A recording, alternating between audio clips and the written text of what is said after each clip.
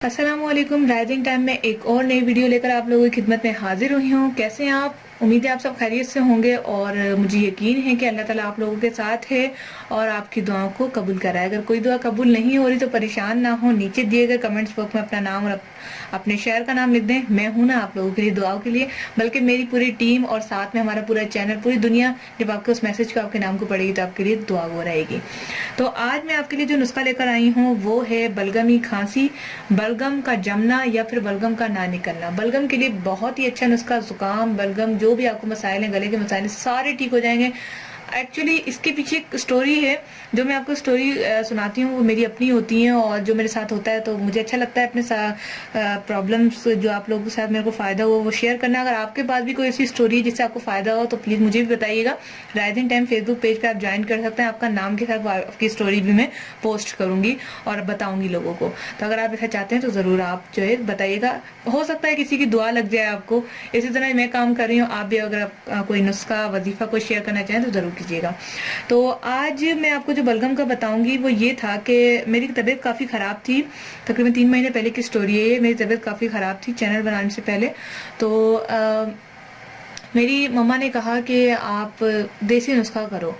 मैंने कहा जी मुझे तो काफ़ी देसी नुस्खे पता हैं तो मैं वही कर लेती हूँ। उन्होंने कहा कि ना हाँ या तो वो करो या मेरे साथ डॉक्टर के पास इंजेक्शन लगवाने चलो। मैंने कहा नहीं, इंजेक्शन या टेबलेट्स नहीं लूंगी क्योंकि मैदे पे बहुत ज़्यादा इफेक्ट पड़ता है। वक्ती तौर पर आराम आ तो जाता है लेकिन मैदा खराब हो जाता है। तो इन चीज़ों का मुझे काफ़ी ज़्यादा नॉलेज है। तो मैंने कहा नहीं, मैं डॉक्टर के पास तो जाऊँगी, मैं देसी नुस्खा करने को तैयार हूँ। मैंने क्या किया, मैं किचन में गई, मैंने दालचीनी ली, उसका पाउडर बनाया और हल्दी ली। दोनों एक एक चुटकी लिया। शहद जो है हमारे पास खालिस मौजूद था, किसी ने गांव से भेजा था। और अगर हमारे पास गांव का शहद मौजूद भी ना हो तो हमदर्द वालों का शहद लेते हैं, ट्यूब वाला आजकल चल रहा है। एक्चुअली मेरी बड़ी बुरी आदत है कि मैं लाइव कुछ दिखाती नहीं हूँ, तो ये भी सिलसिला शुरू करूंगी। मैं दिखाऊंगी आपको मेरे पास क्या क्या चीजें और क्या क्या मैंने यूज किया।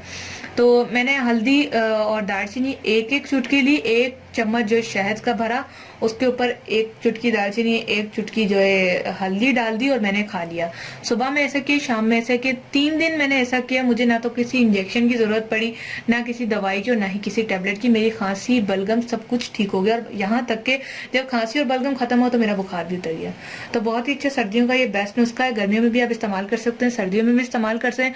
अब यहाँ पर छोटी सी बात आती है कि शुगर वाले क्या करें, ये तो बड़ा मसला हो जाता है ना। शुगर वालों के लिए फिर मैसेज आते हैं कि बाजी हमारे लिए तो बता दिए, शुगर वालों से आपकी क्या दुश्मनी है कि आप शुगर वालों को नुस्खा नहीं बताती। तो इसके लिए भी दूसरा नुस्खा मेरे पास ये है कि आपने दालचीनी लेनी है। आपने पानी, 1 कप पानी नहीं, आपने 1.5 कप लेना है ताकि वो पक जाए तो 1 कप बन जाए।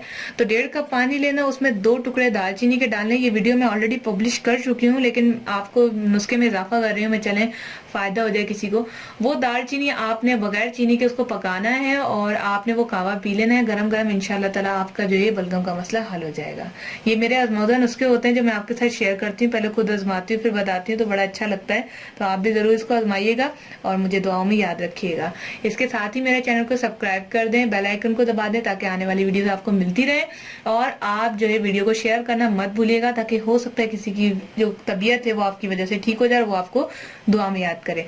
तो दुआ करती हूँ कि अल्लाह ताला आप लोगों की तमाम परेशानियों को दूर करे, आपकी तमाम बीमारियों को दूर करे। और जो मेरी ये वीडियो देख रहे हैं, शेयर कर रहे हैं, नुस्खे को आजमा रहे हैं, अल्लाह ताला उनको सेहतयाबी अता फरमाए और उनकी परेशानियों को दूर फरमाए। आमीन। कमेंट्स में आप भी आमीन लिखिएगा ताकि हो सकता है कि आपकी आमीन पढ़ के किसी के लिए दुआ हो सके और जब वो आपकी आमीन पढ़े तो आपके लिए भी दुआ हो सके। मिलते हैं नेक्स्ट वीडियो के साथ। Thanks for watching.